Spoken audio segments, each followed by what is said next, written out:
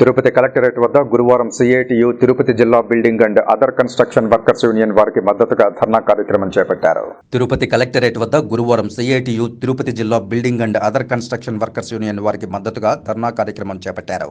ఈ సందర్భంగా సిఐటియు జిల్లా అధ్యక్షులు బాలసుబ్రహ్మణ్యం మాట్లాడుతూ అర్హులైన భవన నిర్మాణ కార్మికులకు వృద్ధాప్య పెన్షన్ ఇవ్వాలని డిమాండ్ చేశారు.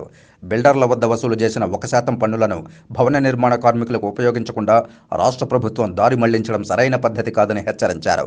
రాబోయే కాలంలో సమస్యలను త్వరగా పరిష్కరించుకుంటే ధర్నాను ఉధృతం చేస్తామని హెచ్చరించారు. ఈ కార్యక్రమంలో తిరుపతి జిల్లా ప్రధాన కార్యదర్శి ఎం శ్రీనివాసులు, తిరుపతి నగర కార్యదర్శి పి చిన్న, తిరుపతి నగరాధ్యక్షులు ఎస్ సుందరం తదితరులు పాల్గొన్నారు. అలా కట్టిన సెస్ డబ్బు 2542 కోట్లు ఉంది వాళ్ళ డబ్బు వెల్ఫేర్ బోర్డులో. ఆ బోర్డులో ఉన్నటువంటి డబ్బులంతా కూడా గతంలో తెలుగుదేశము, ఇప్పుడున్న వైఎస్ఆర్ కాంగ్రెస్ మొత్తం కూడా 2000 కోట్లు దారి మళ్లించేసినారు. వాళ్ళ డబ్బులు దారి మళ్లించడమే కాకుండా ఈరోజు వాళ్ళకి ఏమన్నా కానీ ప్రమాదం జరిగినా, చనిపోయినా, వాళ్ళకి ఏవైతే వెల్ఫేర్ స్కీమ్స్ ఉందో ఆ స్కీమ్స్ కూడా వాళ్ళు కూడా ఏంటంటే ఎటువంటి కూడా ఇవ్వడం లేదు. పైగా పాతవి శాంక్షన్ రేటు కూడా ఇవ్వడం లేదు. క్లెయిమ్లంతా కూడా కొన్ని లక్షల కోట్ల రూపాయలకి రోజు మగ్గుతూ ఉంది. వాళ్ళ డబ్బును వాళ్ళకి ఇవ్వకుండా వాళ్ళ కడుపులు కొట్టడం అనేది సరైన పద్ధతి కాదని కూడా మేము డిమాండ్ చేస్తున్నాము. వెంటనే మళ్లించిన డబ్బులను భవన నిర్మాణ కార్మికుల సంక్షేమ బోర్డుకు కట్టాలి.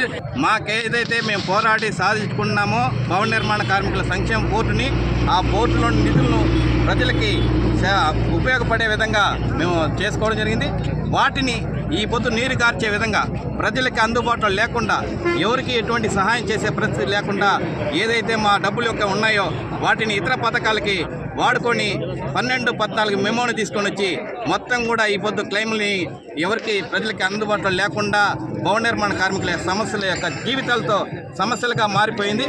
కాబట్టి 12-14 మెమోని రద్దు చేసి భవన నిర్మాణ కార్మికులు గతంలో మరణించిన వాళ్ళు కావచ్చు, పెళ్ళిళ్ళు అయిన వాళ్ళు కావచ్చు, వాళ్ళు బిడ్డలు చదువులకు సంబంధించి కానీ, అదేవిధంగా డెలివరీ స్కీములకు సంబంధించి కానీ ఇవన్నీ కూడా అప్లై చేసుకున్నారు.